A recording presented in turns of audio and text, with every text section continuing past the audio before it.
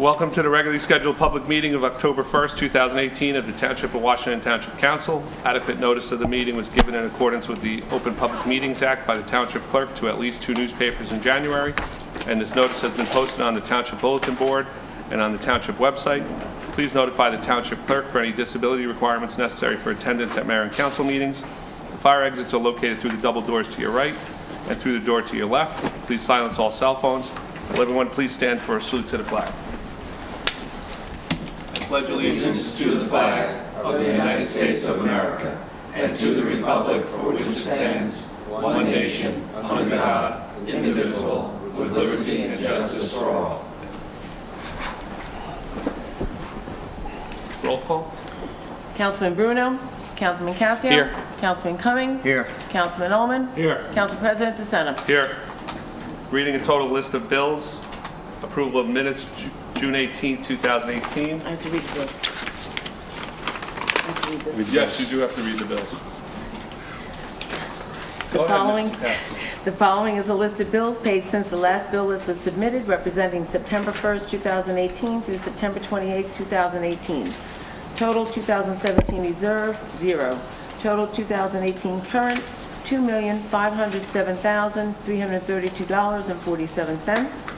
Total capital fund, $6,403.12. Total animal control, $212.60.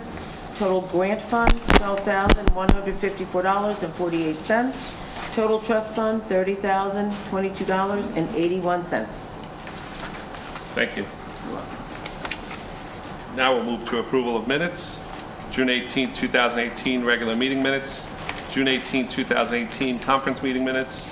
July 16, 2018 regular meeting minutes. July 16, 2018 conference meeting minutes. Do I have a motion? So moved. Second. Councilman Cassio. Yes. Councilman Cumming. Yes. Councilman Ullman.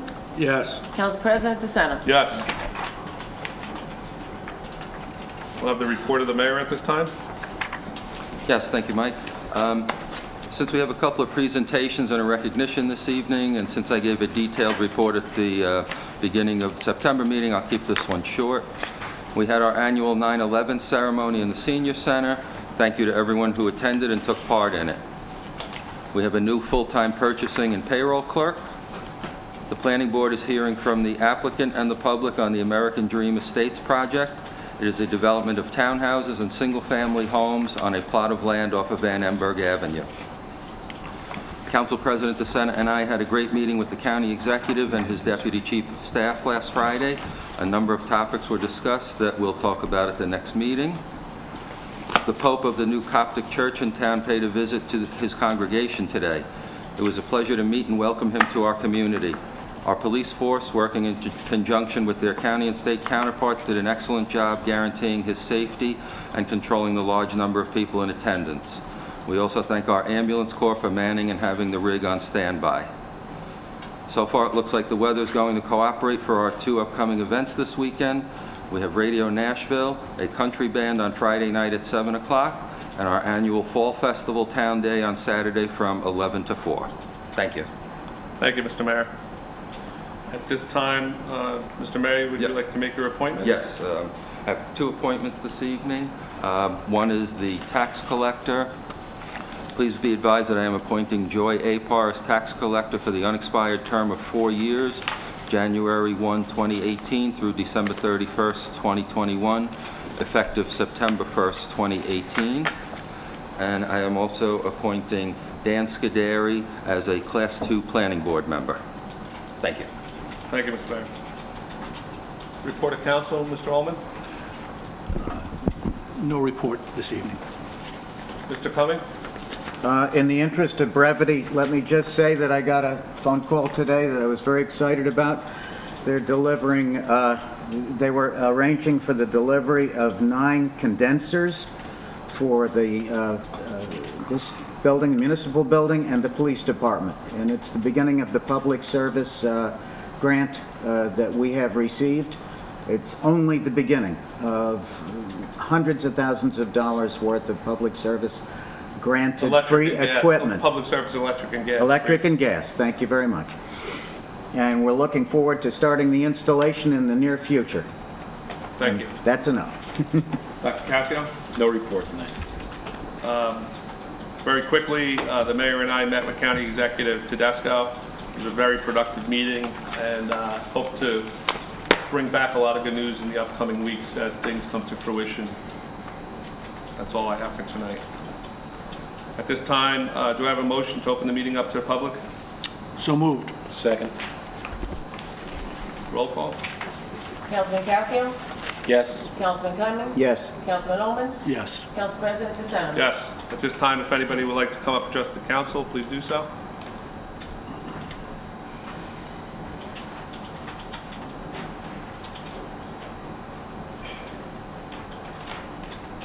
Mary Ann Osmond, 960 Adams Place, Washington Township. I watched your meeting on Saturday. It seemed somewhat productive.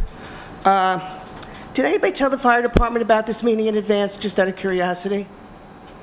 Does anybody know did anybody tell the fire, no, can somebody? I spoke to him about it. And I think That they knew there was a meeting? Well, it was public. It was a public. No, no, meeting. no, It was advertised. No, but you did tell him that, I didn't tell him to be there, but he knew it was there. No, I didn't say that. Yes. Well, because nobody said anything to the ambulance corps, maybe they should have been there too. You keep talking fire department, but supposedly this building is an ambulance building also? And, you could have just I said... would have seen somebody from the ambulance corps at David's, I would have told them that, Mary Ann. Okay, well, I apologize. It was nothing. No, nothing- it was, We're they just had three running members into- here. Running into them at the bagel shop and saying, yes, we have a meeting Saturday. Oh, I'll have to tell the ambulance corps members they have to go out and hang out at the bagel shop then. Okay. And Just Mike, was curious. There was a text sent to Eugene and Rich. They, from what I heard from them today, they misinterpreted and didn't realize what the meeting was about, but those two people were aware of it. Okay. Thank you. I you appreciate go. that. I'd like to thank Dr. Cassio because it's very important that the intersection be done first in my interpretation. And the reason I say that is because putting an ambulance corps near that firehouse without emergency lights and making the situation at the intersection better, it's not very safe. I'm sorry, you're worrying about the fire department who goes out on, I don't know, maybe 2 calls, 3 calls a month, maybe? And nothing against the fire department. They're great guys. But the ambulance corps goes out constantly, sometimes 4 and 5 times a day. And that area there is a very bad area to get through just to go pick up people. And, people, my husband had told me one time he was cut off 4 times trying to get through the same intersection to go to a Hillsdale call. So it's, I really do think that intersection has to be number one.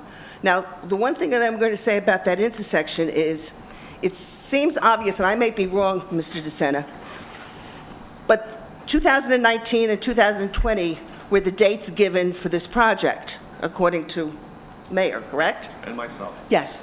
Now, obviously, they don't have us in their budget Yes. for anything earlier than that. We are being, once the acquisition of the land is completed, we will then be inserted into the budget. There is enough county funds to go out right now for the project. There is right now, they have enough for us earmarked. Okay, that's good to hear. Now, we've talked about there's $400,000 available to purchase property. Do we, It's for all the soft costs, it is not just to purchase property. Oh, it's for everything, okay. But let me tell you, if the money has been there already, are we talking to the people that we need to buy property from? The properties have not been identified at this point. We're waiting for the county to identify them for us. And once they're identified, the township attorney will get appraisals and begin the procedure. Oh, so they're not identified yet? They are not. Okay. They're preliminarily identified, but we don't have a map yet showing exactly where they are. That's what we're waiting for the county to give us. That's what they're 2 weeks behind on. Oh, okay, because it would seem that this might have been the same project, and so they may have been identified before They time. were not identified. The project previously presented to us was the same picture on a PDF that we had previously, and now we have a final design in AutoCAD, which now we can identify each one of the properties. Okay. Now, if they're not willing to sell, do we go by other means, since this is such an important I'm project? not worried about that at this point. We need to Okay. identify them, and then we will determine how we will acquire the property. Correct, Okay. Mr. Not a Collins? problem then. We talked about community parking, and the mayor has said at quite a few meetings that he's doing things and he's talking to people about this. residents going to be able to hear where this community parking is going to be? We haven't seemed to, it's going to be next meeting, it's going to be the next meeting. And since this is all part of what you people are doing about, taking projections or priorities, because again, all of this hinges on everything. I mean, everything hinges on everything. And if it isn't done in, I think this is what the whole meeting was about, in a specific order, it's not going to, flow well. Feels good, though. So are we going to know where this actual parking is, or? Once it's identified, I'm sure Mr. Calamari will let us know. Yes. Oh, so it hasn't been identified yet? I can't speak for him, so. We have temporary that the current permit holders are aware of where they can go if the firehouse is full. And long-term, it ties into the intersection project. That's all I can say right So they are going then over to the bank? Its I- bank has cars in it every day. I mean, so somebody to say that somebody's parking over there, I don't know if it's our residents or not. And see, that's the Yeah. bad part. We're having residents park there. And then, if that bank gets leased to someone else, there goes their parking spaces. I'm not sure that that's quite fair to the residents. All right. Only be temporary. Yeah, but people don't feel temporary once they're in there. Bonding for the firehouse and the ambulance corps. Could you explain to me how this is going to be done, the bonding situation? Are you going to bond out the money first and then go back to the ambulance corps and the firehouse and say, okay, now we're taking these plans and we have to refine them? Or is the amount you're bonding for the fact that the ambulance and the fire department are not going to refine anything? It's going to be the way you go out for bonding for that amount of money. That hasn't been determined yet, Mrs. Osmond. So you still don't know? We have the numbers. No, from I the know you have the architect, numbers. But we've had one meeting, you watched this like you said on TV Saturday. Yeah. That was our first meeting Twice. of many. Okay. So we will have more meetings and we will have a decision before we need to go out for bonds next March. Oh, okay. Okay. All right, because, it didn't seem like we had too many answers there either. You have Okay. 1 minute. Wait, radio system. Can somebody explain the radio system? I'm sorry, I may have gotten old, I forgot. If everybody's been talking about this for years, what is the radio system that we don't have for our fire and our police? We have one, but it's extremely dated, and it's having a number of problems. that Is it make- the 911 service we're talking No, about? no, Is it the tower over here that was supposed to be moved from there to here and never was? That's part of it. It's the radios in the patrol cars that have to talk to the central station and the ambulance and the fire. But every time we get a new police car, don't we have new? No, we do. Radios in But it? this is a whole radio system upgrade for what would be on the tower, what's in headquarters here. Repeaters around town. Okay, we've had problems with that because of Immaculate Heart and such. I knew We about are that. trying to Yes. address that, Mrs. Osmond. You mean that has never been addressed? As you can see, we have budgeted $750,000. Yeah, I put down $750,000. I wrote Yes. it down. So what I would that watched tell you, twice. Mrs. Osmond? And I won't have enough time. But the one more thing I have to do is Memorial Field. It was suggested by Mr. Ullman in reference to, first of all, you asked what the condition of the field was. It was funny, but I had gone by the field, and I saw the brown spots that were there, and the exact same brown spots that have always been there every time football plays. Mr. Ullman, you said you had gone there that morning, and you had seen the same spots. Well, football is never going to move from where they are, because that's just the way it is. But when we had our committee, we had made the suggestion, as you did, Mr. DeSena, that lighting, maybe it could be done off-side of, the field being done, and the grading. We made those suggestions. Yes. But nobody would listen to us. So now again, I listened, and that's why I'm up well, here. obviously, but it has to be in there. It really, really has to be in there, I am going to push for it. because the lighting is very important. I was the biggest proponent of that lighting for years. I was on the original committee when we put the lighting in. And that was very important, and the same with the grading. The grading can be done. If we get the grading done, we can do and then, you're always going to have a problem with the fields for turf or not turf, but, okay, thank you. Thank you, Mrs. Osmond. Would anybody else like to come up and address the council at this time? No one? Seeing no one, do I have a motion to close? So moved. Oh, Just 30 seconds. come on up. You don't have to bargain yourself down. I just was late getting out tonight. David Snide, 91 Windsor Circle. Good Just have evening, a- Mr. Snyder. Township of Washington. Okay. Question. Any further action on Woodfield How do we do in there, Mr. President? The project was bid, the bids were received, it was awarded at our last meeting, and we're waiting for the engineer to get us a start date. Will it be in 2018? I believe so. Okay. Yeah, there's been big weather delays, so the contractor is delayed, in a lot of other towns, but yeah, we still anticipate 2018. Will, I guess more than 30 seconds, will any of the potholes that are still in the areas like, that are around or crevices in some of the roads, you see it on Woodfield? We're doing a full mill from curb to curb, so all the You are? potholes will, yes. Terrific. I hope that answers your question. It did. We're not covering up the potholes. Okay, good. Well, when you say you're doing a full mill, that means We're you're... going to take out the potholes, yes. Good, perfect. When will the county do any of the work in front of the firehouse where the crevices are there? Like, The mayor. I know when I'm biking on my bicycle, I have to hold on for dear life, and so does everyone else, because there's heavy fire engines coming in and out of there, and there's tremendous amount of traffic. Mother Nature is not cooperating, so the county has a huge backlog in concrete work and Oh. paving work.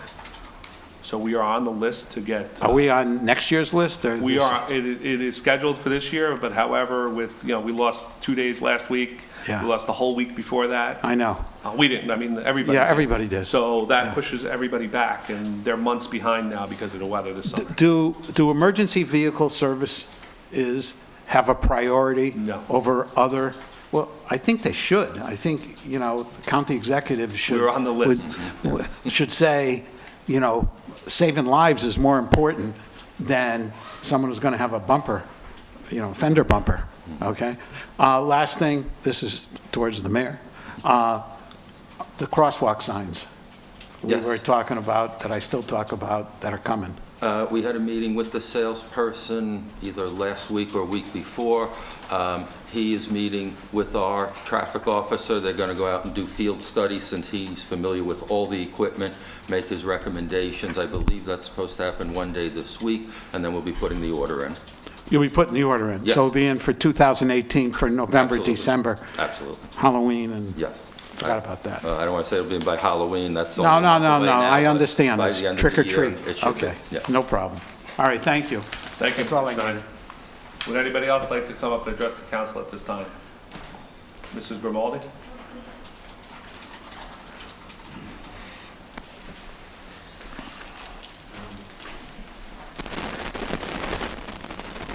Diane Grimaldi, 441 Van Emberg Avenue. I wasn't going to get up and talk, but I just want to know, are we any closer to getting an administrator? Yes, we are closer. We've done a few, we had a search firm, as you probably know. We did a couple of interviews, so we're narrowing down. Should have news, definitely by the next council meeting, but probably sooner. And the CFO? CFO, we wanted to wait to hire the administrator. Since the administrator will work with the CFO, we would like the administrator to have input on whoever the CFO is. So we'll advertise again for CFO right after we've hired one. And I just want to go on record as to say, I was at the planning board meeting, and just to let everybody know, there were over 75 people here, mostly from the Van Emberg area, the 200-foot area, but there were people from all over town, and we have serious concerns. It may be a done deal, it may not be a done deal, I guess it's a done deal, but there are things like soil remediation, or at least soil testing, traffic. There were many, many good points brought up, and it seemed like everybody, the attorneys and the engineer were just pushing everything under the carpet, and the attorney and the engineer for the applicant came in to that meeting thinking that they were going to get that pumping station done, and it was going to be, everything was going to get final approvals at that meeting. know There's where a they got lot that more. There's impression from. 21 conditions that need to be met. The first two were touched upon, and the applicant hadn't even gotten answers for the first two. We don't have a landscape architect, we don't have a lot of things in place. And a lot of things have changed since 2004. Standards have changed, It's now 2018. Those plans need to be looked over again with a fine-tooth comb and for the betterment of everybody in this community. It really needs to be looked at. Mrs. Grimaldi, I want to stop you right there.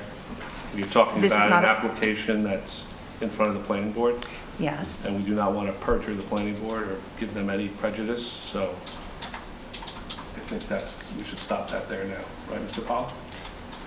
Well, I mean, It's an active planning board. yeah, that is an application pending for them to decide, so. Before somebody on this dais makes Yeah, a actually, comment, and there that's a are, perjury. yeah, we Yes. do have- Nobody has to make a comment. But I'm I'm just just worried. reiterating, No, I because appreciate it. it I was not understand. in the mayor's report, that it was a very, very well-attended meeting, and there are a lot And of unfortunately, it issues. can't be in there because then you should make that statement at the planning board, not at the dais here. I will be doing that as well. That's why I wasn't getting up to speak, but I just feel that the people in this community, especially around that property, should be represented by not just the planning board, by the mayor and council, and every single official and every single professional in this town. Thank you. Thank you. Would anybody else like to come up and address? Yes, Mrs. Plantamore.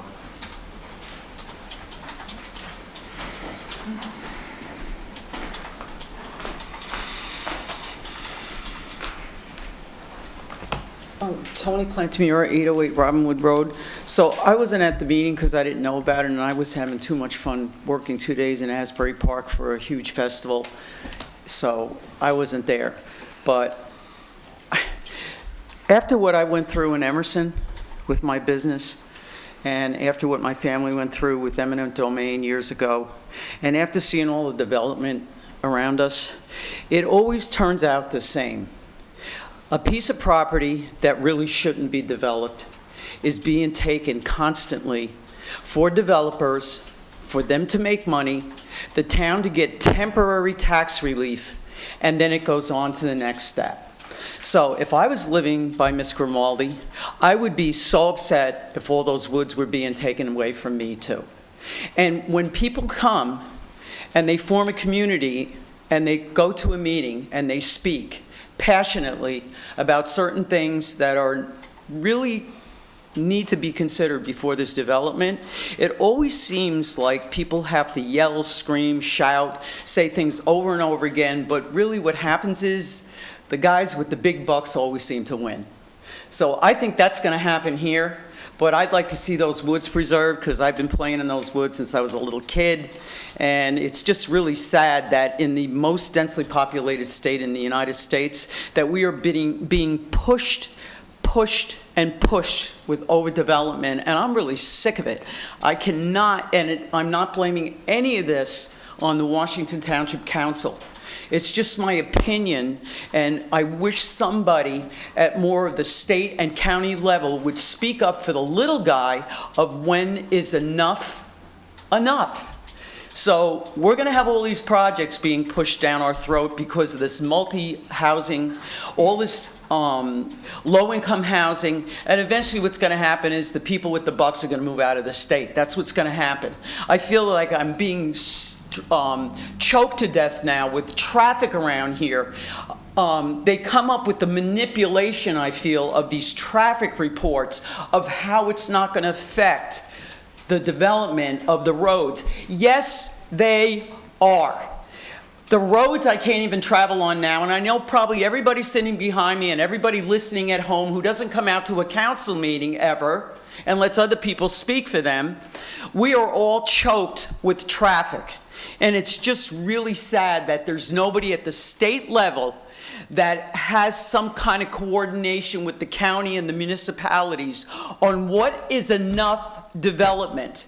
And they always seem to manipulate words and stuff in order to get their big projects in, and then we're stuck with all the traffic as a little guy here. And I'm just really sorry to see New Jersey go down this road, because I always loved New Jersey. I always had great things to say about New Jersey. I still think New Jersey is cool. I think the rest of this country would be nowhere without New York and New Jersey. I really do. And Detroit and Philly. because we're the manufacturing industrial capital of the entire world. I mean, of the entire United States. While everybody gets to live eclectically, we are the ones that produce the most stuff.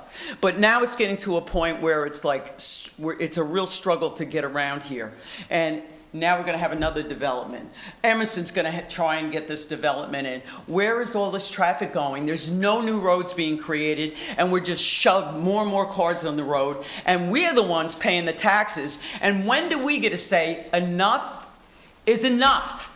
And I feel like that now. I don't want any more development in this state. And I know you all probably feel like that too, but why is nobody responsible at the state level for our overall grand plan? We all have budgets and planning, but this state has no planning for overdevelopment in this state. And I think it's going to ruin the state. I really do. I think we're at that tipping point where the state could really take a downward slide, because people are not going to want to live here anymore, because our quality of life is really going down the drain. I know some of you really think that too, and I know your hands are tied because you probably don't have anything that you can do at the local level. It's just something to consider. I just wish more input was done from the local level to say enough is enough, state and county. We can't absorb this development anymore, and I think it's going to be sad, but I think it's going to turn out bad for the state. For all the people that pay the taxes, our quality of life is going to diminish. So I just feel sorry for another development for people that don't want it, and I just feel for them, because I wouldn't want it either after those woods have been there all those years. Thank you, Tony. Would anybody else like to come up and address the council at this time? Seeing nobody, do I have a motion to close? So moved. Second. Councilman Casio? Yes. Councilman Cumming? Yes. Councilman Ullman? Yes. Council President DeSena? Yes. This time, gentlemen, we're going to recognize Billy Cook for Billy's Baseballs. Have a little, Mike, you want to Sure. start it off? Sure. I guess earlier this year, the council was invited to participate in a project with the Girl Scout troops 6679 and 6026. The girls were sending Valentine care packages to veterans at the Victory Village home. And this was done in conjunction with Billy's Baseball. Unfortunately, at the time, I wasn't able to attend, but the effort raised my interest, and I did a little research into Billy's Baseball. And as Ms. Lorraine Roberts, who is one of the Girl Scout leaders, said, Billy is a wonderful example to our boys and girls. I couldn't agree more. In my research of Billy, I came to learn of the genesis of his efforts and appreciate its impact on United States military personnel who received these balls. Billy has quite a long list of citations on Google.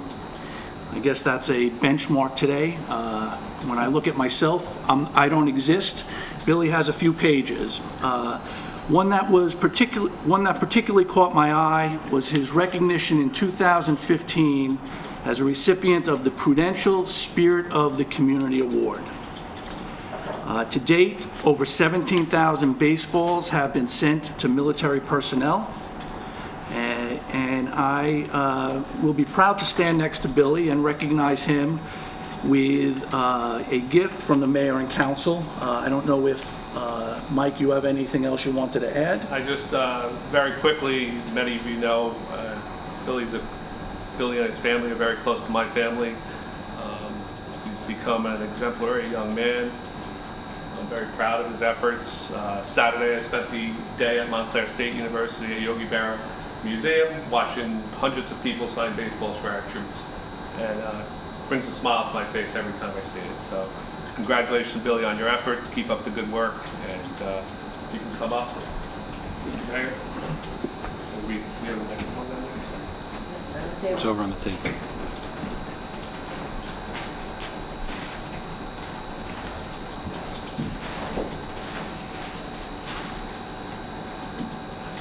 So I know his mother's not going to be happy, but it says William Billy Cook. The Mayor and Council of the Township of Washington would like to recognize your efforts supporting United States military personnel through Billy's Baseball, a nonprofit organization. Your work is a constant reminder to those who serve in the military that their service and sacrifice are recognized and appreciated.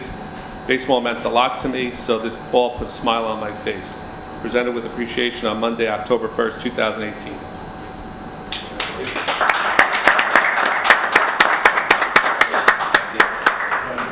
And the mayor and council have a small gift for you. Thank you.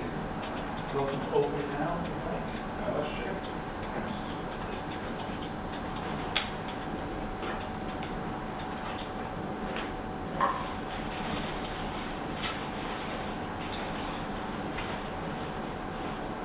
I guess he was meant to be happy.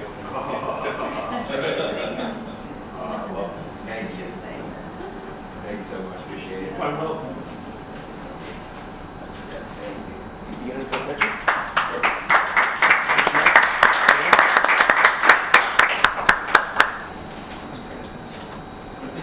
Do you have a good slide, Mike? I'm not sure. Thank you.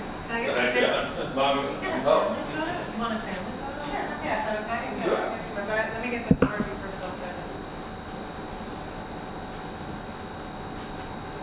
Awesome, thank you.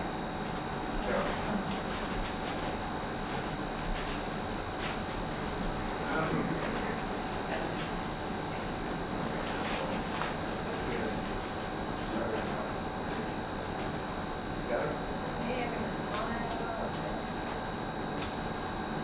Nice. Wait. oh, I didn't know there was a family private option. Try for a good slide, Mike, please. Thank you. thank you. Congratulations. Congratulations. Thank you very much.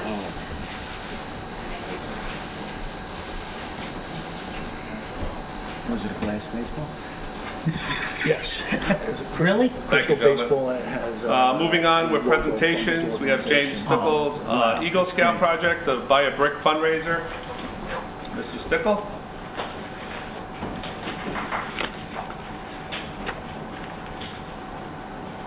I saw you digging this weekend, so it must have started. Thank you, Mayor and Council, for inviting me to this meeting. Good evening, Mayor, Council, and Township residents. My name is James Stickle. I'm an Eagle Scout candidate from Troop 321 out of Township of Washington. And my project began last October when I began researching for ideas for an Eagle project. And I wanted to honor veterans in our town and all veterans in general. So I came up with the Veterans Memorial. And after talking to the former mayor, the library director, the VFW commander, and then the current mayor, I began fundraising in April. And so my first fundraiser was a spaghetti dinner, which I had in June at the Knights of Columbus. And the fundraiser I'm currently doing now, which I began in May, is selling bricks that people can personalize with a family name to support the veterans' business name, or memorialize or honor a veteran. And so far I've sold about 170 bricks, and I plan to continue selling bricks through the winter. Bricks are $75, $10, an additional $10 for a logo, so $85. And you can order them at the library. There's a box where you can drop in your order and payment, or you can also order online.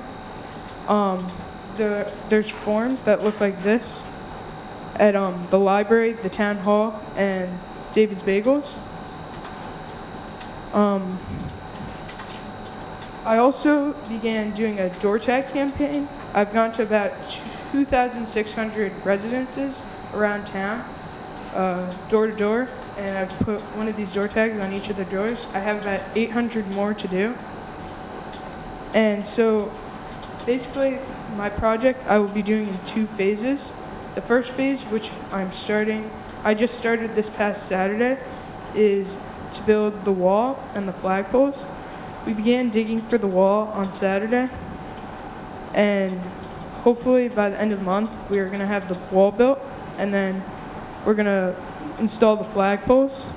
And then in the spring, we're going to install the personalized bricks. And thank you for having me. Thank and you. Have a nice night.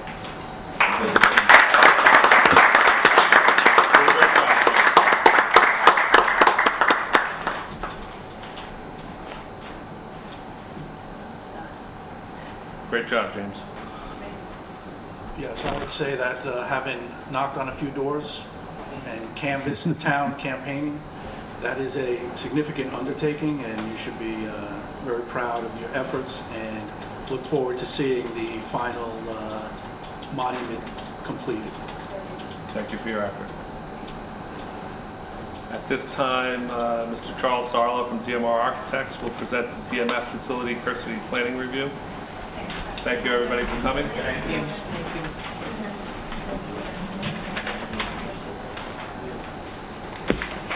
Good evening, Mr. Sarlo. Good evening, Council President, Mr. Mayor, Councilman, Councilor, Madam Clerk. Charles Sarlo on behalf of DMR Architects.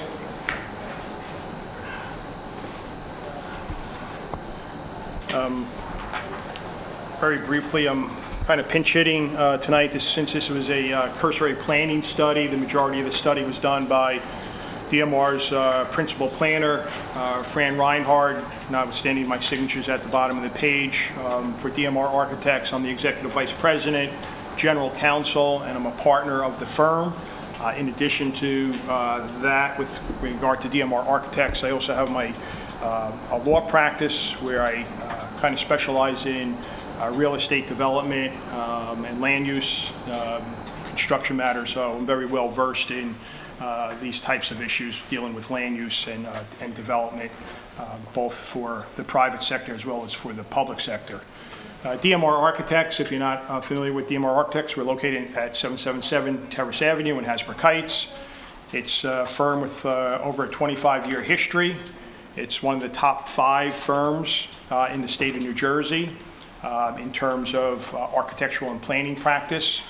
We have a very diverse portfolio of private clients as well as public clients. We do planning studies, both for areas in need of redevelopment, as well as we tend to stay away from the planner that represents the traditional planning board or zoning board. Our planning efforts are more large scale and to help revitalize a community or bring back a industrial site, reposition it for the benefit of the community.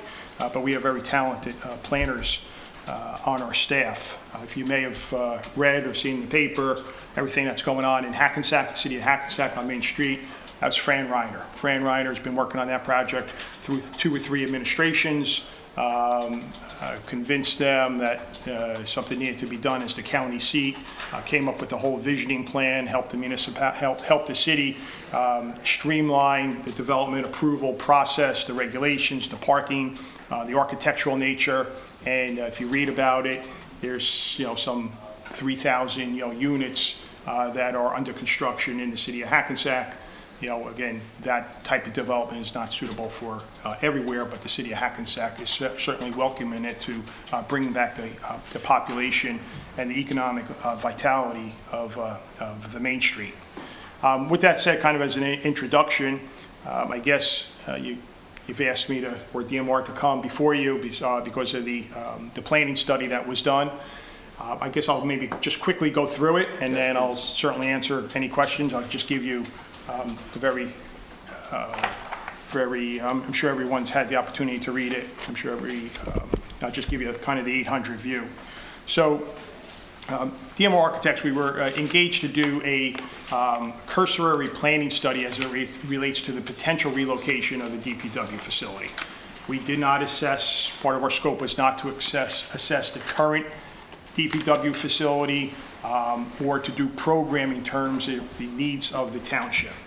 There was a previously study done by the Musel Architectural Group, and we relied on that. I'm sure it's pretty accurate, We would probably do the same thing in terms of sitting down with the personnel, maybe tweak, but, within a margin of error, we could say, probably that square footage is pretty accurate. So we kind of relied on that as the basis.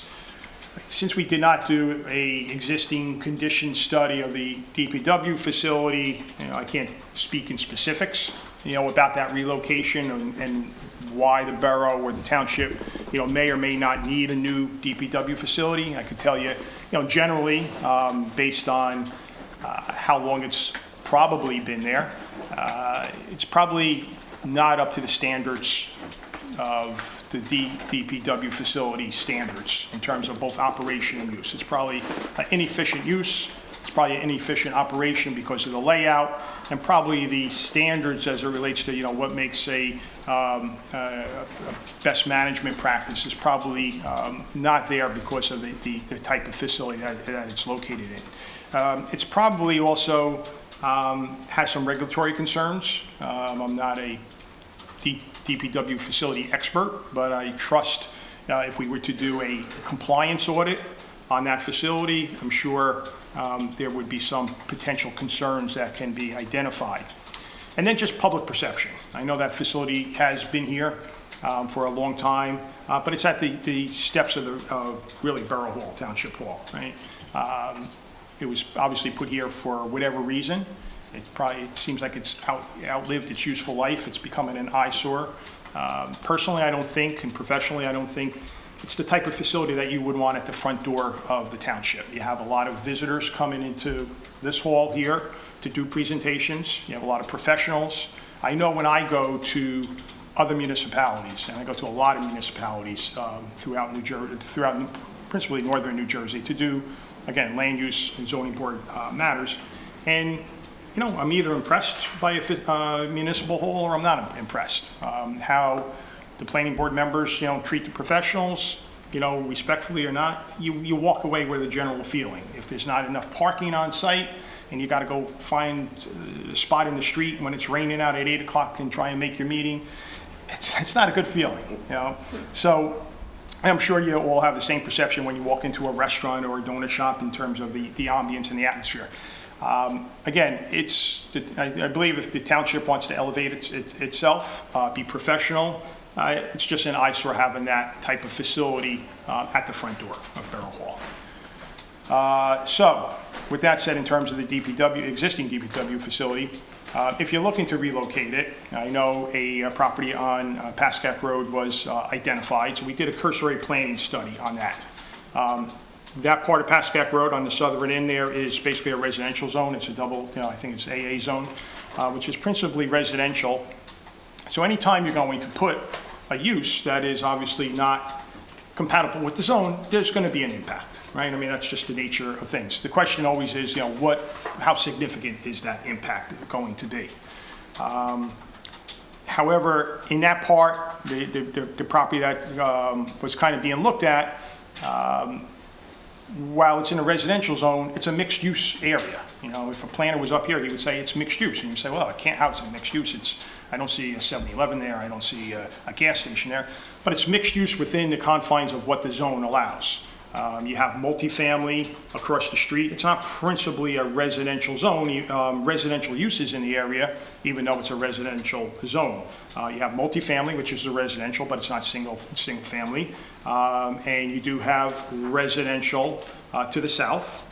And then you have really a house of worship adjacent to the north and on the western side with the parking lot that wraps around.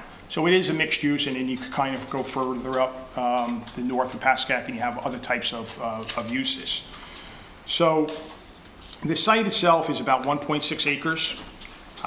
The programming that was used, the initial concept plan, to fit that program onto that site, it's tight. It's tight, and our architects made it work. But it's tight, and it would have, if you went with that plan, it would certainly have to have significant discussions with the operators of the DPW facility in terms of how they operate to see, how the pickup and drop off could be accommodated for the township residents with regard to recycling. Then there was a second kind of alternative concept was, let's not put all the vehicles there. I think there's in the program, there's something like 22 vehicles either existing or proposed for the DPW facility. Let's not put all the vehicles on that site, maybe just the structure and the salt dome, and let's leave the vehicles parked up here at Borough Hall, kind of line them up along the back fence to alleviate, that site. And that works. You have the operation kind of split. You have parking here, and you still have kind of the visual impact, but it makes that site function better, obviously, because you don't have the massive structure that would be there. And I use massive only in relative terms. With the putting and parking there, and if you wanted to garage all the vehicles, you're talking about a 10,000 square foot structure plus the other operation, which is about 4,000 square feet, so 14,000 square feet in a residential zone. You have the house worship, which I'm not so sure the actual size of that, so that kind of offsets that impact a little bit. Just to stop a second, if we eliminated the salt structure there, which is what, about 4,000 square feet? In the mutual architect, basically, I forgot the actual tonnage that he zeroed in on. I actually have it here, but they actually said for the tonnage of salt that the director or whoever from the DPW facility quoted, I actually have it here. For an average 841 tons of salt, it would have to be a 50 by 50 by 10 foot high structure. So if we were to, I know the mayor and I were talking to County Executive Tedesco about doing shared service and picking the salt up at Newbridge Landing right here in Paramus at the new facility they just built, that would free up a large portion of the site that you have allocated right now to salt storage, which would probably make things a little bit better for the planning of it, correct? Correct. I know you don't have it, I know you haven't looked at it, but just on a quick, if we eliminated the salt there, it would make this site operate a lot better. Right. Because don't forget, if these are the correct dimensions, it's not only 50 by 50. You need a buffer to the property lines. You need a buffer to any other structures. So it would help if we you need turnaround space for the loading and unloading of the salt. So it's much more than a 50 by 50 foot space that's actually required. So if we and eliminate that programming, if you looked at the initial concept, I think they actually stuck it in the middle of the site. It just really doesn't work. It's a tight site. But eliminating the vehicles over there to the township parking lot, eliminating the salt dome. Now, basically, if you go in that direction, you're basically left with a maintenance building, a DPW facility building. Consideration could be, if you get rid of the salt dome because you're going to do a shared service with the county, do you potentially look at, will the site accommodate the vehicles again? Bring that back, and that's a potential component. From an impact standpoint, like I said, no matter if any use that you put in a zone that's not regulated for that is going to have an impact. It's just a matter of how significant is the impact. So interestingly, that zone, I took a look at that zone, and it allows for municipal facilities, but it kind of cuts out kind of warehouses and shops. So it's probably intended for maybe the zone would allow for a library or even Borough Hall, but not necessarily for the DPW facility. But again, it's a government function, but there is case law that basically says, notwithstanding it's a government function, you shouldn't let zoning dictate where the government functions could go, but it's not just a clean slate. You have to show that there's no alternative site that could be used, and you got to look at the impacts to the surrounding properties. Almost like if we were approving somewhat of a use variance to the zoning board. Would you say that the site is similar to the site it's at now? I'm sorry, The DMF being right outside our door with residences on both sides of it, and the bank to the one side being like the church. Mm-hmm. Isn't it a similar site situation? It's very similar in that again, you got the mixed use component here. The residential houses here are buffered a little bit by the parking lot, but noise does travel. Light does travel, when the loaders are loading, again, salt, if you take that away, it alleviates that, salt during the evening hours. The biggest impact, obviously, on the other site is you have the residential directly to the south and adjacent to it. You can minimize that with shrubbery and fences, but there is going to be a noise impact, right? I mean, there's a certain use there now, and you're putting more intense use, so there is going to be a noise impact. I had suggested in the report that, if this site goes further under consideration, you may want to, do a noise study to make sure there's not an impact to that residential above and beyond what the state regulations allow. There's going to be somewhat of a traffic impact, and when I say impact, not necessarily an adverse impact. What I'm saying is an impact above and beyond what's currently there. I mean, obviously, on a Saturday, vehicles come into Borough Hall here to use the drop-off facility. Now they'll be traveling to this site. So the residents in that area will have a little bit more of a traffic impact. Now, having said that, the flip side is it's on a county road, right? Your master plan even talks about preserving the residential neighborhoods. And how do you preserve the residential neighborhoods is you get cars onto the feeder roads, the main artillery roads, as quick as possible, right, onto Washington Avenue, onto Pascack, so they're not going through the residential area. That happens here, even though I don't do it. I come through the residential area. But, with it also being on Pascack, probably it's probably more appropriate for cars from their residence to funnel out onto a main road and get to the facility directly off the road. So they would be using, the main road.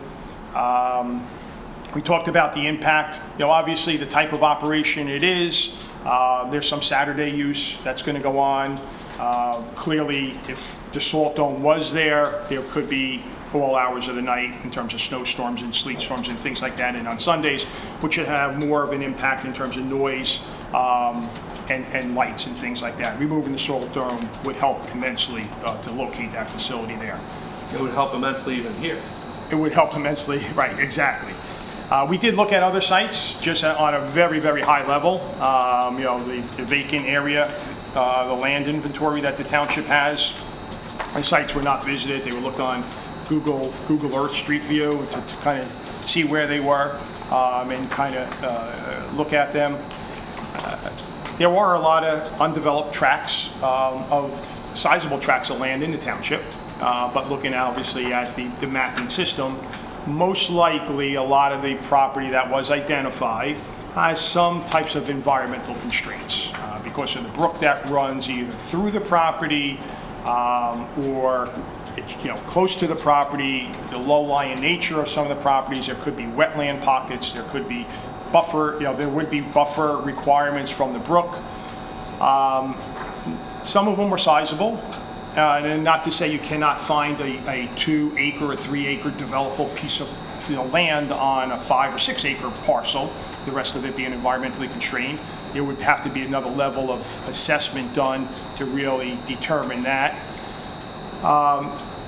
The impact of those, and I think there were 6 or 7 of them that were kind of mentioned, is a lot of those are somewhat isolated. They happen to be on, a lot of them happen to be on the boundary of the borough, but the flip side of that is, you're traveling through a residential neighborhood to get there, right? So while you may have less of an impact in terms of the adjacent properties, because where they're located, the overall impact is you're going from the main road through a residential, through a residential community, basically. Not only the DPW facility trucks, but obviously the public doing their drop-off of their branches and things like that, or their recyclables or whatever they take here.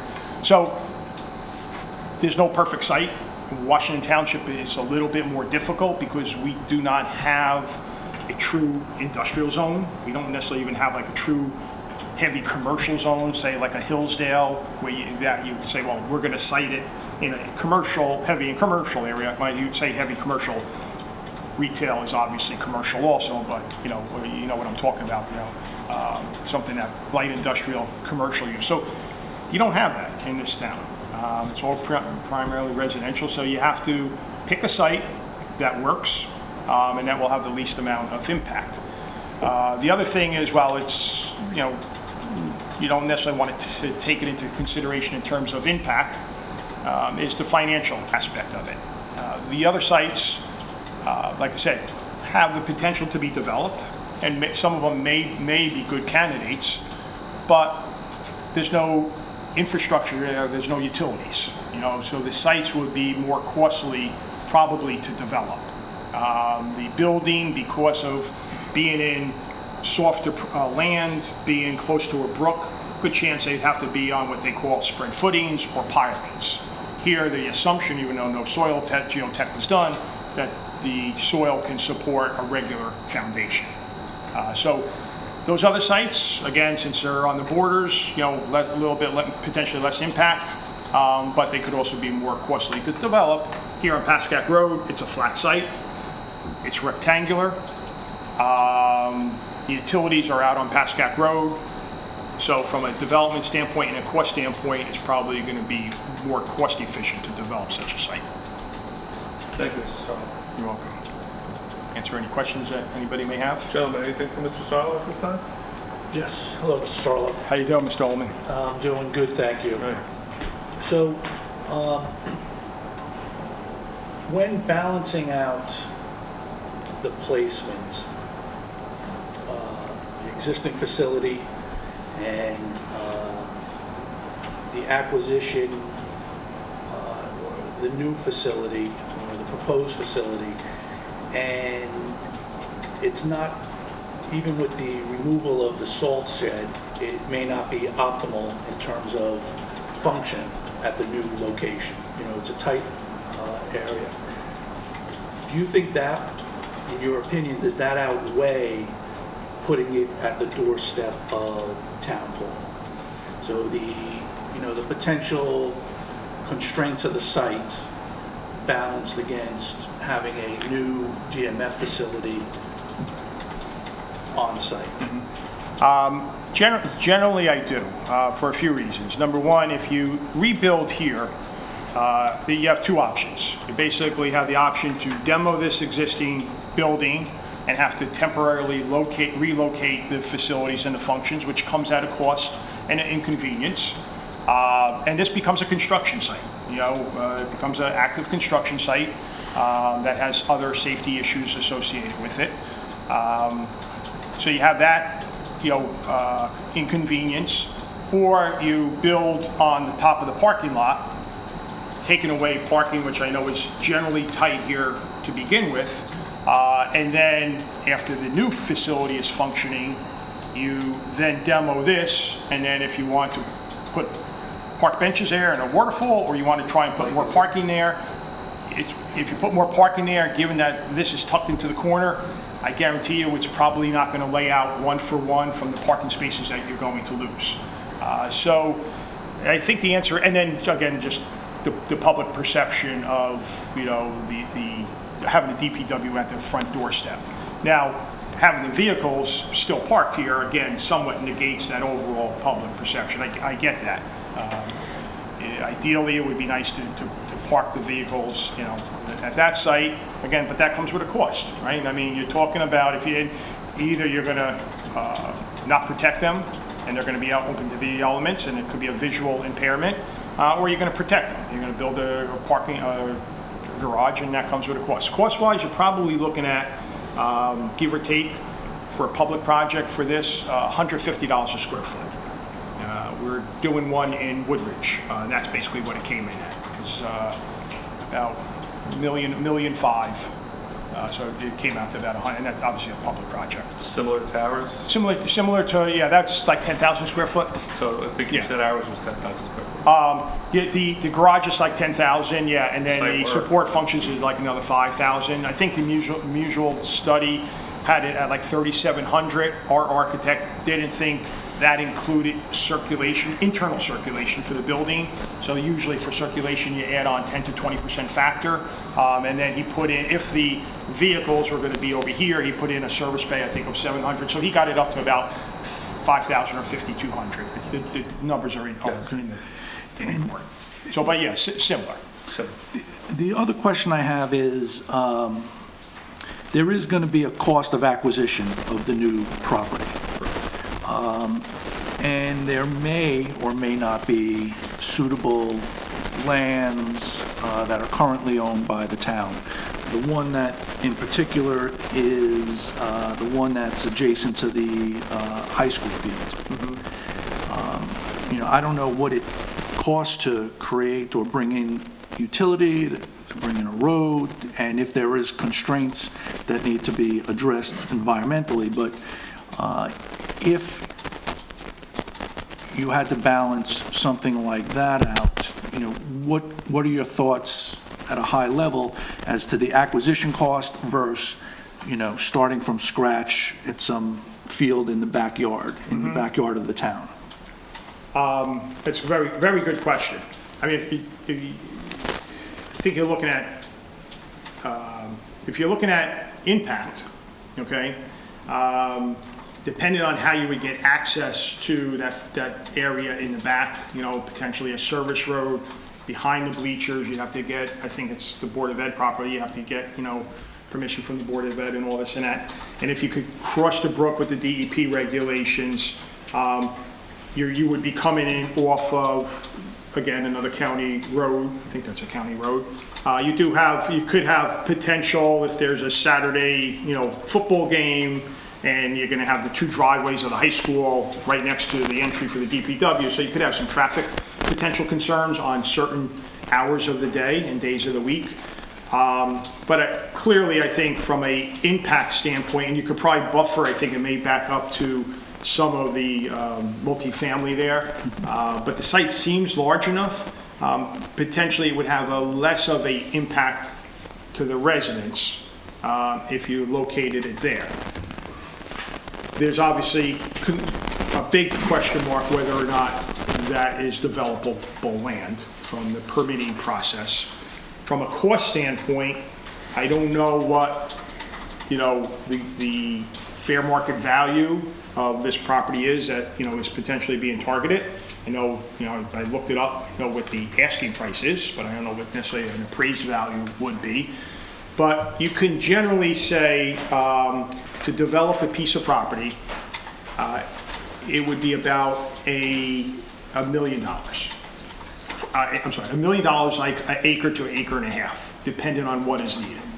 Okay? Okay. So to bring in the utilities, to bring in the service road, to develop it, you talk about $1 million, $1.5 million. That's a high-level general estimate. Okay. So it'll be more than the acquisition cost of the property we're talking about. Correct. Versus potentially a little bit less impact.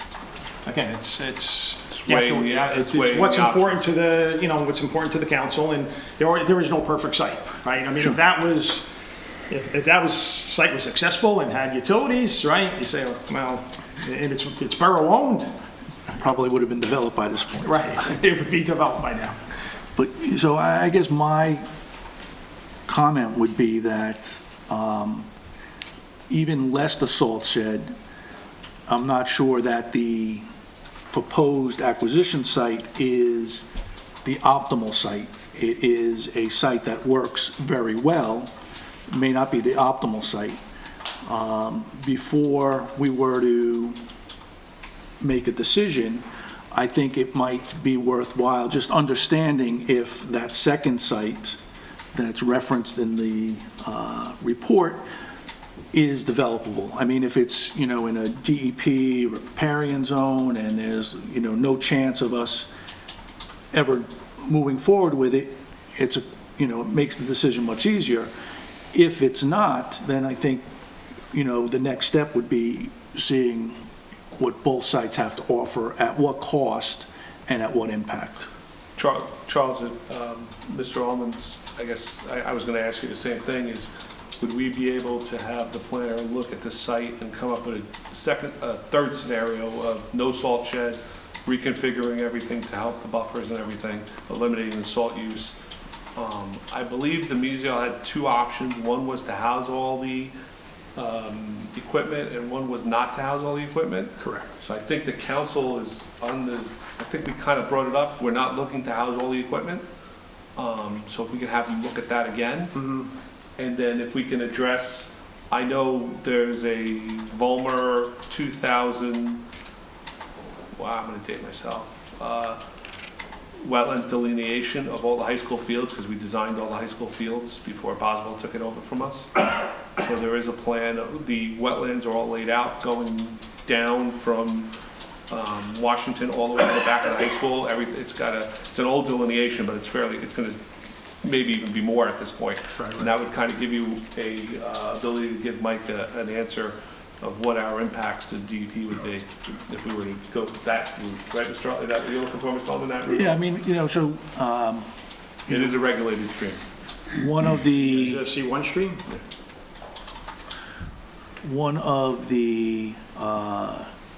requests that we had asked the mayor to consider was to bring in someone to give us this type of guidance. I mean, I personally lean towards redeveloping out here.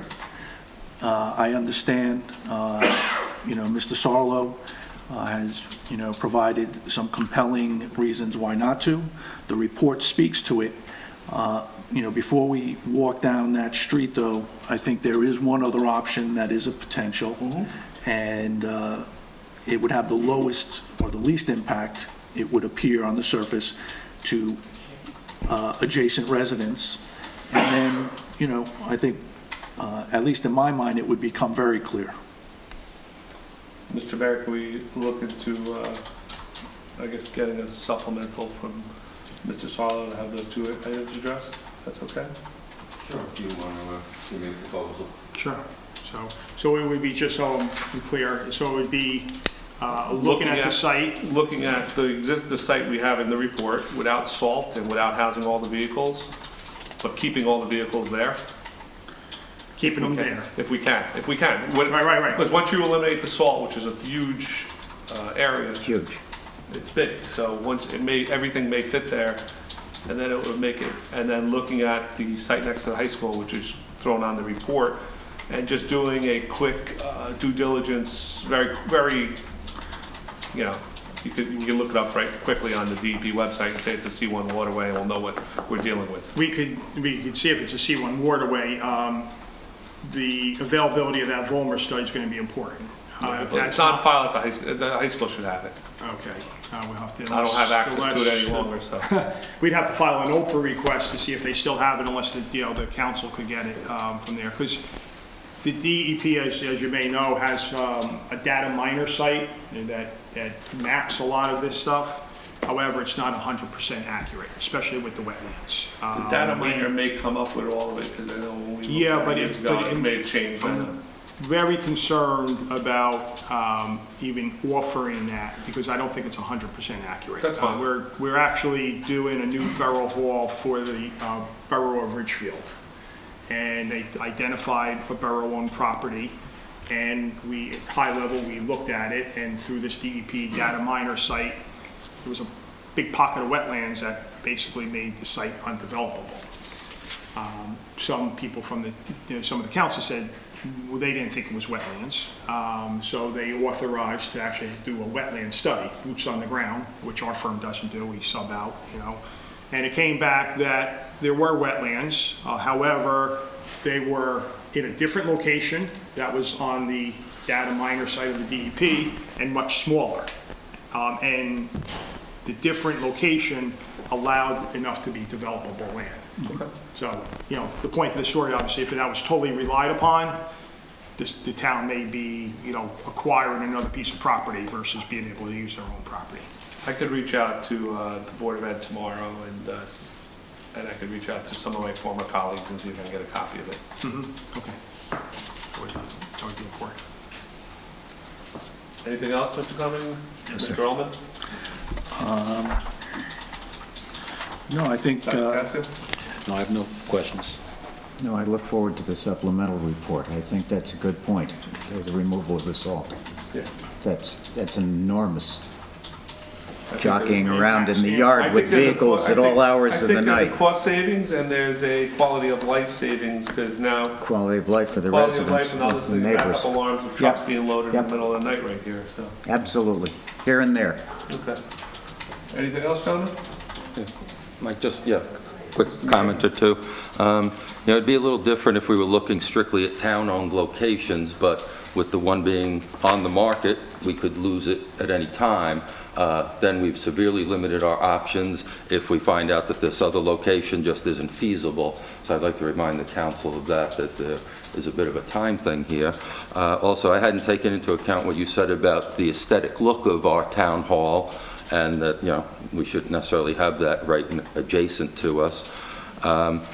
And also, if we need extra space, what we spoke about, me and the director of DMF and the superintendent, was, leaving the trucks up here, just putting a lean-to along the Oritani property, to the rear of the building right now, if you will.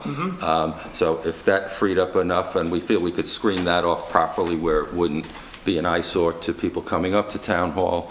So if we needed that extra space, we could keep, the big vehicles up here, the majority, if not all of them. They don't see that as being an issue, the department itself. Okay. Thank you, Mr. Mayor. Thank you, Mr. Sarlo. Okay, thank you, everyone. Look forward to your supplemental. thank you. Moving on to ordinances, adoption, second reading, ordinance number 18-12, an ordinance of the Township of Washington, County of Bergen, and State of New Jersey, amending and supplementing Article 6 entitled Class AA District of the Township of Washington zoning ordinance, establishing requirements for an exclusionary multifamily affordable housing overlay district in accordance with the adopted housing plan element and fair share plan of the Township of Washington. Resolution number 18-309, authorizing second reading and opening a public hearing for ordinance 18-12. Do I have a motion? So moved. Second. Councilman Casio? Yes. Councilman Cumming? Yes. Councilman Elman? Yes. Council President DeSantis? Yes. Any comments on, yes, Mrs. Osmond?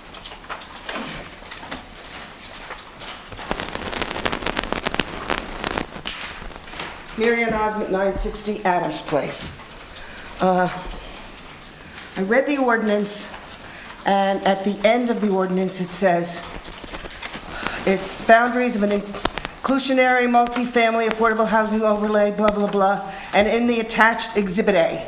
Now, there's no Exhibit A anywhere online. Was there an Exhibit A with this ordinances over here? I mean, because I would like to have seen the Exhibit A. Was it attached to yours? I mean, Where are you reading that, Mrs. Osmond? I'm reading it towards the end of the, in Section 2, it's on the page 5. It says, "As described herein and in the attached Exhibit A." And I don't see an Exhibit A. Okay. Well, since nobody seems to have them, go on because I have a few minutes on. Is this for Franklin Court, or Franklin, whatever it is, properties only? This ordinance? Yes. Nobody else? Only this, and it was due to the change in some wetlands delineation. It was basically, the zone is the same, the overlay zone is the same, the perimeter of the property is the same. It was just the only difference between this and what's already been enacted, because this has been enacted already. This is an amendment to that. So the only difference is that there was a reconfiguration slightly of the building and a relocation of it slightly, so that certain bulk changes were made to accommodate that. Yeah, there were a lot of Yeah. book changes made Yeah, from but the original one, which was on 1717. Right. Well, It's quite a, Ken, Yeah. it seems to be quite a few differences in that one, and so that's why I figured this one is only for this Correct. application. That's Where correct. the other one could be for other overlay also, correct? Correct, yeah. Okay. This is only for Franklin. You're on page 5, Mrs. Osmond, you said? Yeah, I was on page 5, and it says, it's on section 2. It says an exhibit, and in the attached Exhibit A. All right, I don't want to waste my time with that. Will these units be rentals, home ownerships, or a combo of each? Rentals, they're the same rental, they were The rentals. whole 45 is rentals, The whole number were. of 45 rentals. units. It's Oh, rentals. each one is a rental. Rentals. Okay, now we're going into the rental business, where we're going to be owners of rented property? That's a whole different ballgame. Okay, so I don't want to get into all of the whole settlement, this is just as to the ordinance itself, I mean. All right, can I get a copy Yeah, of that yeah. settlement? Sure, yeah. Okay. Absolutely. I'd like to see a copy of the settlement. Yeah. And to see how the township has to handle rentals, because with the clerk, that's a lot of additional work rentals. That's just personal information that I do happen to know. It's, okay. Now, there's 45 units, 7 low, 1 very low, 3 low, okay, no, all right. Who determines, is that again in the agreement, who determines the income levels? Is all of this in Yes, the? yeah, there's the state's involved in it as well, what's characterized. So, I mean, again, this is what was the overall settlement, so it's not the town that's deciding the low and the moderate. No, that's what I'm asking, There's yeah. categories of what is moderate, what is low, moderate, very low. Okay. It's state, it comes from the state. It's not implemented by us. Okay. Yeah. So even though they're rentals in our town, we're not going to have control over the rentals? We don't control them. So we're having 45 places to live in our town that we don't control, right? I'm just asking, it doesn't make sense to me, I'm just wondering, I mean, when it comes to rentals, I understand rentals. Yeah. Mrs. Osmond, let us Yeah. get you the settlement agreement, Yeah. and then maybe that'll answer a lot of your questions. Okay, but I do have a couple more in reference to it. Now, I happen to know that property because I was a secretary on the board when a resident came, or someone came to build a house on it, and it's so much wetlands that you can only build in one little section. And that's going down the hill, and that's why I guess the heights, I mean, when I saw the figures for the height, I think I had a coronary, and I realized it's way down on the hill. Okay, so this is no different than, I mean, this is gone already before. No, but see. No, I'm just saying, this is not, I mean, this ordinance is not changing any of that. I mean, and yes, in fact, the site itself is a large site. The developable piece is a 4 acres only. Well, it's a smaller site, and the wetlands did change, and so that's why the building was reconfigured. But as far as looking at the entire site, again, this was done, this is already in place. This is just changing the building itself. I mean, it's already in the settlement agreement, it's already. It just seems that Yeah. 1717 did not address what this one is addressing. This one seems to be addressing a lot of more information than last year's ordinance 1717. I took both of them, I went over every aspect of it, and the other one seems to be with the overlays for, say, the landscaping place and what is now the Bethany Church, but doesn't say anything about, I mean, this is very strict. Are they going in front of the planning board for anything?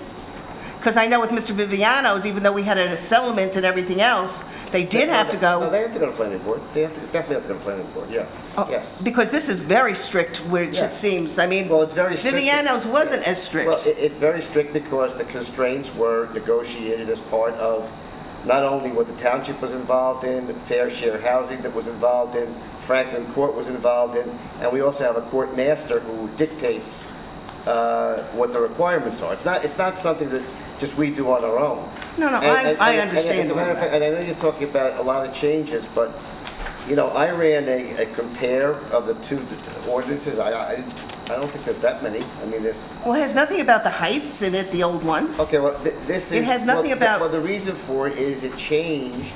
It changed because we had a building that was kind of uniform and set up a certain way. But because of the wetlands, it had to be reconfigured, and so the buffers and dimensions had to change to accommodate the same number of units, which goes into our calculation of RDP and all the things that we have to, that we're required to do.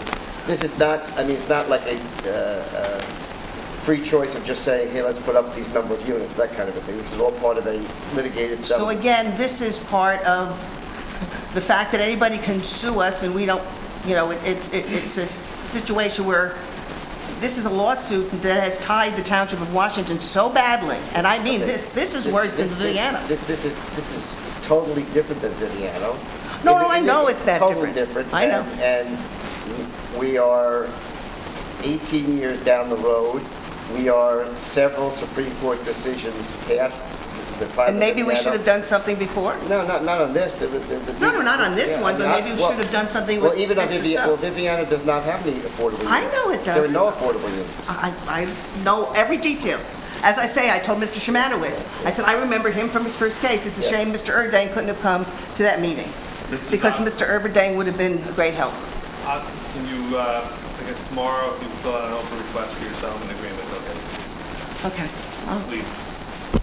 All right. Would anybody else like to come up and discuss ordinance 18-12? Yes, Mr. Schneider.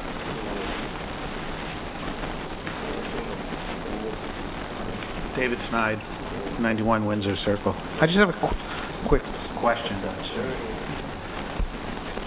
She just mentioned, on the 45 rentals, because I've been involved in that in my new construction projects where you have to have a certain amount of rentals on your property. Who is going to control, who in this particular case is going to control a problem in one of the 45, an occupant problem in one of the 45 units that are being built to be rented? Is it going to go, can someone answer that to me? Because this is a lot. Yeah. Compared to mine, I have 12 and I have 150 units. What's his name right here? Stan Slatka. I mean, he knew now they would have brought him to keep the cost. I mean, you know. But there's a administrative agent that we have to hire. There's a municipal liaison that we have to have. I mean, there are things that we have to do to implement this thing.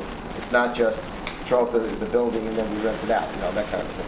But in terms of the actual agencies, I don't know what they are. Stan could name them, you know, we look to choose one of Well, those. Pisa Associates takes care of the affordable housing for many of the places that are up here, and a lot of the communities around here. And I've been involved with them.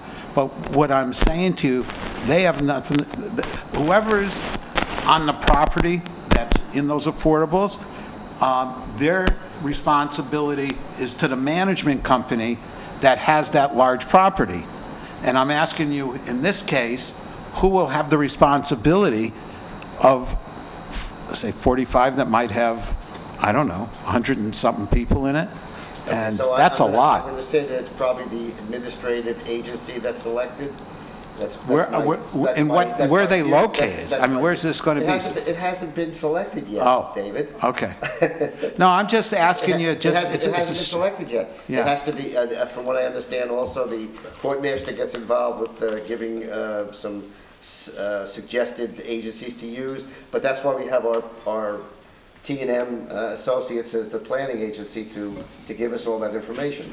And they will be with us step by step as we go through this. I'm just curious for that particular answer, because that seems like a lot. You know, if there's 6 units here, or 12 units totally, you know. The council will not be doing it, I can tell you that, Mr. Schmidt. Oh, I guarantee you guys won't, you'll be up all night, okay? There's no parties at 1 o'clock in the morning on those rentals, that's what I'm saying. Thank you. Okay, thank you. Anybody else like to come up and discuss 18-12? Seeing no one, do I have a motion to close public hearing for ordinance 18-12? So moved. Second. Councilman Casio? Yes. Councilman Cumming? Yes. Councilman Oman? Yes. Council President DeSena? Yes. Motion to adopt ordinance number 18-12 at second reading by title? So moved. Second. Councilman Casio? Yes. Councilman Cumming? Yes. Councilman Oman? Yes. Council President DeSena? Yes. Introduction, first reading, ordinance number 18-14, an ordinance establishing late fees for sanitation licensing registrations. Motion to introduce and pass ordinance number 18-14 at first reading by title? So moved. Second. Councilman Casio? Yes. Councilman Cumming? Yes. Councilman Oman? Yes. Council President DeSena? Yes. Resolution number 18-310, authorizing publication of ordinance number 18-14 and schedule public hearing. Do I have a motion? So moved. Second. Councilman Casio? Yes. Councilman Cumming? Yes. Councilman Ullman? Yes. Council President DeSenza? Yes. Ordinance number 18-15, an ordinance amending the fee schedule for Recreation Department activities related to teen center membership. Motion to introduce and pass ordinance number 18-15 at first reading by title. So moved. Second. Councilman Casio? Yes. Councilman Cumming? Yes. Councilman Ullman? Yes. Council President DeSenza? Yes. Resolution number 18-311, authorizing publication of ordinance number 18-15 and schedule a public hearing. Do I have a motion? So moved. Second. Councilman Casio? Yes. Councilman Cumming? Yes. Councilman Ullman? Yes. Council President DeSenza? Yes. Under resolutions, resolution 18-312, authorize refund of escrow balance of $1,000, block 3201, lot 1, 647 Pascack Road.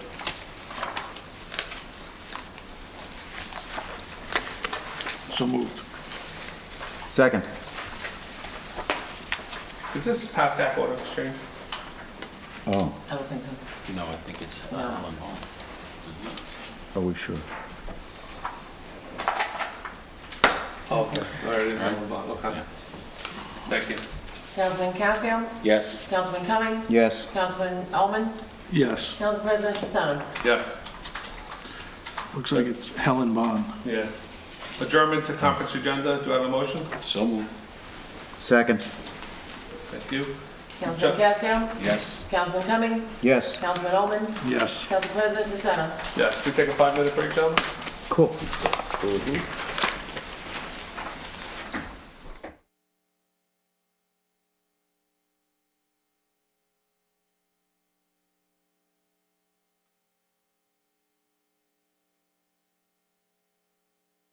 To Mr. Cavallo, dated September 14, 2018, from Allegiant Wireless LLC for the communication project. Mr. Mayor? Yes, thank you. Apologies for getting it late, but I had sent it to both chiefs when I received it for them to review. They reviewed it. They are happy with the scope of work that it will cover. They are happy to work with the provider as needed to get them any information that they need. So, you know, they think it's a good proposal. And it's under what we budgeted in our 2018 budget, correct? Correct, yes. So just looking to get the council approval for me to sign the agreement. Gentlemen, are we okay with Mayor authorizing this agreement? We budgeted $50,000 in our 2018 budget and came in under, I believe it's 28.5 is the total came in at.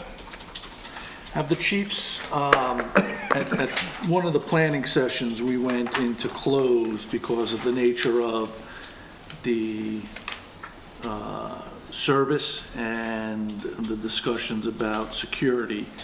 I guess one question is, at that time, the chiefs had talked about providing or doing an assessment. Did they do anything? They themselves? Yes. No, they have not. So they did not review the needs and come up with a plan or a wish list or a gap analysis or?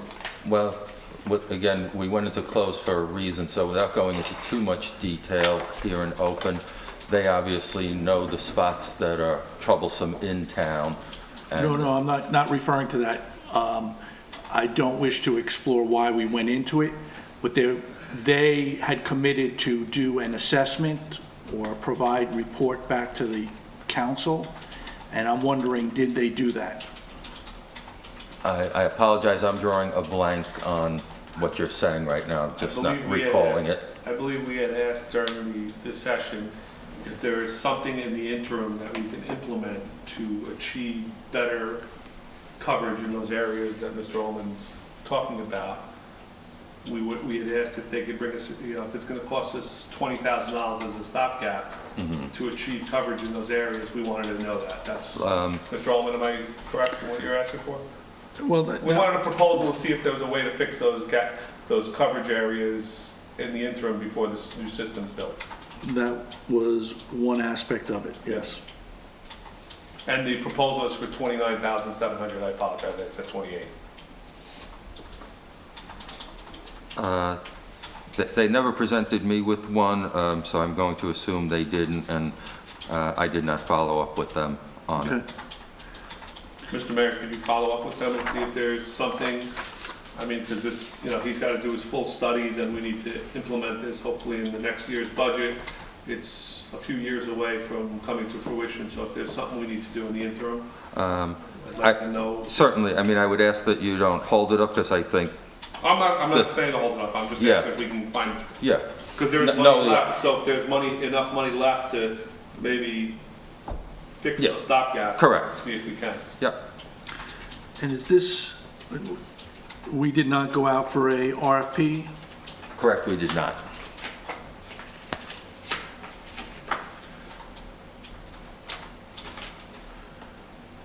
Is there a particular reason? From what I was told from Matt and the two chiefs, they both know of this company, did some reference checking. They have a very good reputation in the industry, and so that was why. And if you look at the last page, Mike, of all the jobs they've done New Jersey Transit, New Jersey Transit Police, Village of South Orange, Connecticut Transit, City of Hoboken. everything. Yeah. City of Philadelphia, State of New Jersey Transit, City of Stamford. So I think in New York Transit. So I think they're pretty well versed in what they're doing. I always like to get, a couple of different vendors, but it looks like these guys have done pretty much everything. Do we have a straw poll if everybody's okay with the mayor signing this proposal? I'm fine with it. Do we have resources to support this effort? And I don't know if it would be a town resource or we're hiring people, but it talks about a township PM doing quite a bit of work, especially as it relates to Phase 2. Do we know who that person is? Have we identified that person? I have not, but again, both chiefs said they will do whatever it takes to get this done. It's very important to them, and so they said they will dedicate whatever personnel is necessary. I will do. I'll work with you on it, Mr. Mayor. I've built radio systems before. Oh, okay. So you have my sympathy. It doesn't sound like the anything field. I'd want to learn from Like the scratch. field. Why take on anything easy? May as well be difficult. Mm-hmm. I worked with Motorola years ago and built a multi-repeater system in New York State for the Spring Valley School District. Okay. Gentlemen, we okay with hiring a Legion? I'm fine. You okay? Yeah. Yes. Mr. Fleming? Yes, sir. Mr. Ullman? Sure. Yes. I'm okay with it. Mr. Mayor, could you please execute the Yes, thank you. proposal? Thank you, will do. Under council, Mr. Pollard's provided a draft ordinance of abandoned properties. Can we just, before we just move on? Sure. Can we get a regular update on billings and where they stand against tasks? And this is, seems somewhat detailed, so as they complete tasks and provide actual billings against these tasks, and we have a regular update. Sure. Would you like copies or a spreadsheet kind of a thing? Oh, sorry. I apologize. Spreadsheet is fine. It's Morse code. Okay, anything else, Mr. Ullman? That's it. Moving on, Mr. Pollard is giving us our first draft ordinance for abandoned properties. We could, Okay, just a couple, maybe a couple of Yeah. comments. Okay, Sure. so this ordinance, this came about because of questions of registration of abandoned buildings and abandoned properties, which of course, we sometimes do have problems in town where people leave the property, they're gone, things are growing, dilapidated, people are living there. We had that big problem on the Wayne Place was a major Yep. one. So Sue brought it up and said, let's get a look at this. We started looking at it, and she's got some a couple of selections, and I went further and tried to look into this further. So Yours is a lot more detailed. yeah, Thank a lot more detailed, and it could be more detailed. And I just want to explain a little bit to you, so that sorry, but it's a choice thing. So. This Abandoned Properties Rehabilitation Act is pretty far-reaching. It goes to the point of not only, fixing places up, leaning them, stuff like that, but actually procedures to actually acquire title to them.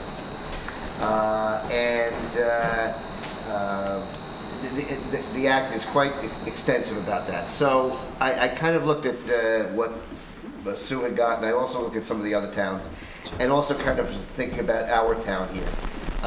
And this is only my own judgment, so you make the final judgment. My thought process was that we really were not interested in acquiring the properties, because acquiring the properties raises a million questions, and I think that's a real issue. So I agree with you leaving that. I cut off anything to do with that procedure, there's a whole procedure for that.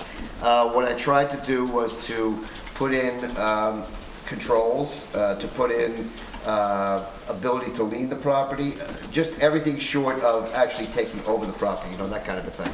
Well, I think this would give the property maintenance officer legs to go clean up a pool that's been abandoned. Exactly, for years. and I try, exactly. We would send the pool company out there and say, hey, we're Right. leaving the property. And I tried to think about the kind of issues that we've had, where the pool has been that way, or the place has been dilapidated, or there's been a fire, and the person Go said. patch the roof and leave the exactly property. right. And so I kind of was putting in our own experience as well as what was available from from the statute and stuff like that. So it really was put together for you to take a look at. I wanted to make sure that you felt the same way, but not incorporating acquisition of the property, that kind of a thing.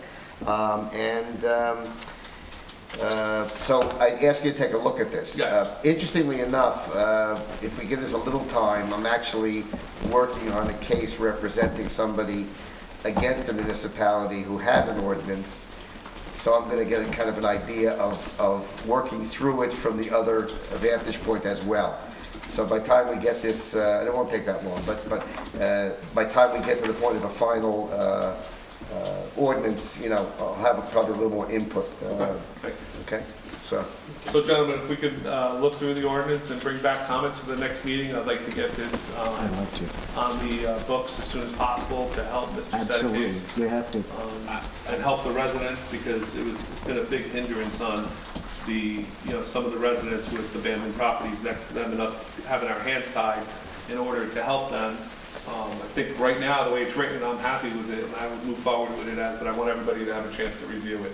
One question, Ken. I read through the ordinance, and you talk about violations and a monetary penalty per violation.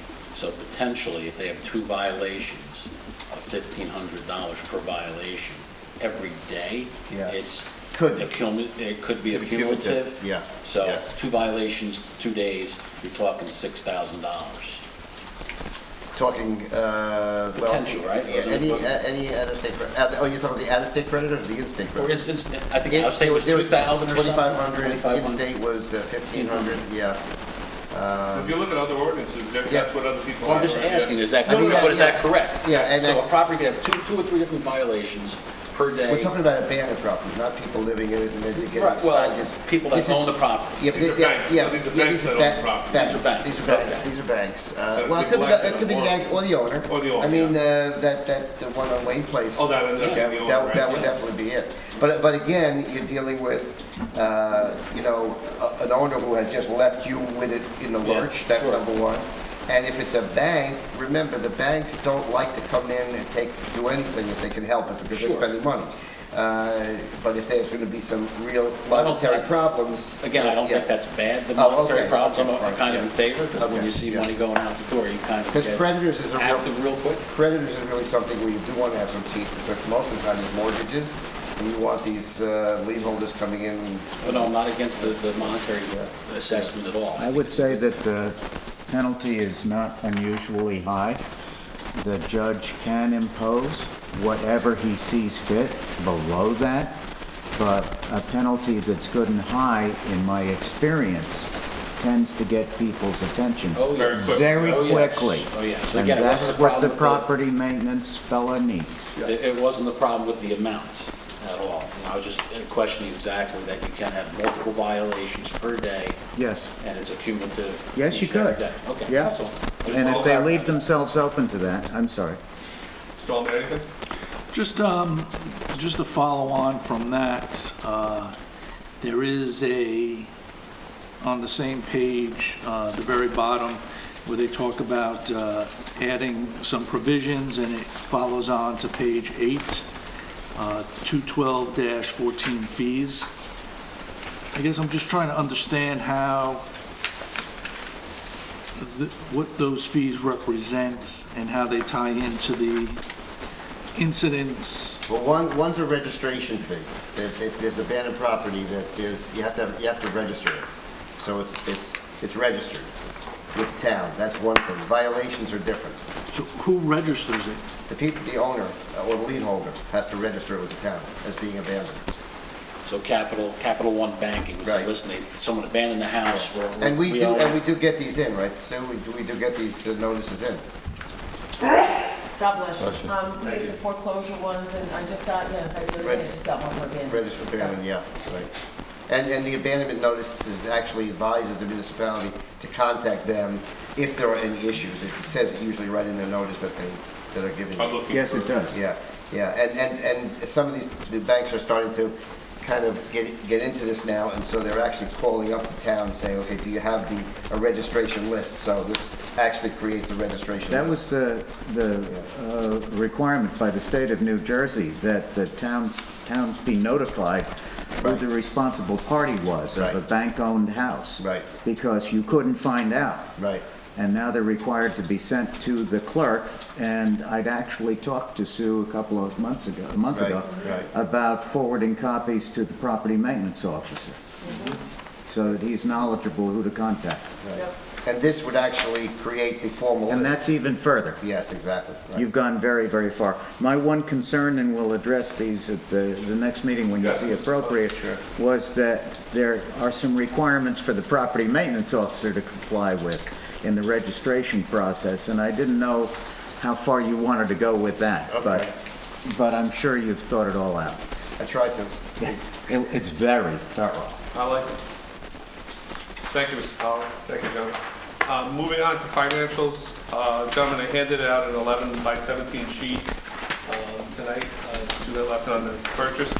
So, Mike, based on, Mr. Ullman, based on what we discussed the other night, I took the bands to date that were provided to us in the budgetary meeting, and it $6.56 million. And at the last two columns I created, I figured, I know we're all in favor of getting rid of all the small bands, and I took what was the pay down for 2018, and I created two columns. I created the 2019 bonds, which totals $3.5 million, let's call it. It's a couple pennies over. And then I created a surplus, getting rid of a lot of the bands outright, just paying them off with $2.5 million, just under $2.5 million worth of surplus. It's just food for thought, but I figured, we discussed it at our strategy meeting. We could move numbers around and pay off different things, but I left the older, the 16s, 17s, and 18s. I got rid of the 99s, the 7s, the 12s, 13s, like I guess you've been talking about and everybody else has been talking about on the days. So it's just food for thought, like, if we could, bring it for the next strategy meeting, I'll have the updated strategy plan also by the end of the week.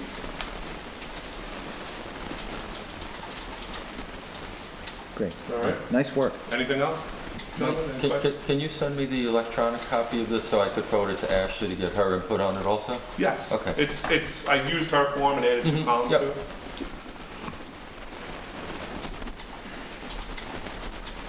So I know Bob had talked about using some of the surplus to pay down the bands, Mike, and so that's what I kind of threw some effort into to see if we liked it or didn't like it. So, it's October, the budget season's right around the corner, and these are decisions we're gonna have to make also,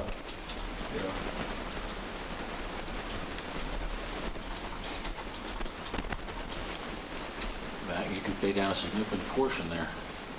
If we use 2.5, or we use 2 million and keep a couple more on as the Right. 2019 bond. I mean, there's options. I just, based on our discussions from Saturday, I just threw something together, from what I thought was the consensus of the council. It's not, it's just my thought, but, everybody's. It's a great starting point. It's a starting point, and if we can get everybody's, comments, we'll continue. To Mr. Ullman's point on Saturday, I don't like keep paying for something that we don't have anymore. I hate that. The truck that we had 10 years ago, Yeah, we're still paying on it. It's, So, that's a problem for me. anything, that's all I had on financials, gentlemen, so it's just, if anybody wants, I'll have Sue email the file tomorrow, so I'm not violating any sunshine law. Under miscellaneous, under current business, Just, can I ask, I'm sorry. if we're going to talk about financials, yes, so we just closed out the third quarter. I know we had received a month end, or a year to date, excuse me, actual spend versus planned, or what's in the budget. I guess my question is, will we receive that for September? And will there be any commentary from the department heads on where we stand as we approach year end, in terms of what they plan to spend, what they've actually spent, and why there is a difference? So, the email is prepared, I haven't hit send to the mayor yet. I wanted to sit down with Mayor Calamari, with the department head, once we receive the report like we have 2 months ago. And then I plan on sitting down with them and I'll report back to the council. But we'll have the report, hopefully, Mr. Mayor, if we can get that report generated like we got last time. Yeah, I just asked Ashley to hold it up until they... October 1st. Well, until they could get the last payroll numbers posted to it, so it was a true I know we had talked waiting until number. October 1st. So we And, didn't get it in the and month. now that we're in October, I plan on starting the budget process, and the first thing will be meeting with the major heads, obviously, and seeing, where they are year to date and like that, so. Thank you. Yeah. So, under miscellaneous, we all saw the Airbnb crisis we're having, and the mayor had asked that we put short-term property rentals on the agenda for a conference. I would, Mr. Mayor? Yeah, to address the Airbnb and other things like it, I see more and more towns are addressing it, by putting in ordinances and/or fees.